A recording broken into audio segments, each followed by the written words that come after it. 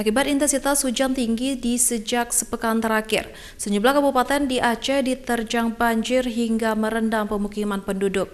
Selain itu, luapan daerah aliran sungai membuat banjir menutupi badan jalan, juga membuat arus ruas jalan lintas nasional Medan Banda Aceh amblas di Kabupaten Pidi.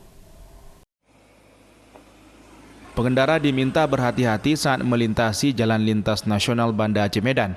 Pasalnya jalanan tersebut mengalami amblas akibat curah hujan tinggi beberapa hari lalu. Jalan yang amblas tersebut kini sudah dipasang garis polis lain oleh personil Lantas Polres Pidi agar menghindari kecelakaan.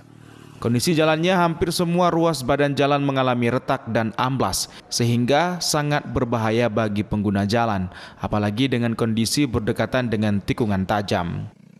Sementara itu, Kasat Lantas Polres Pidi, Ibtu Mahruzar Haryadi mengatakan jalan yang berada di kilometer 81 Desa Simpang Betung, Kecamatan Muara 3, Kabupaten Pidi itu sudah amblas sejak Sabtu 21 Januari 2023 kemarin.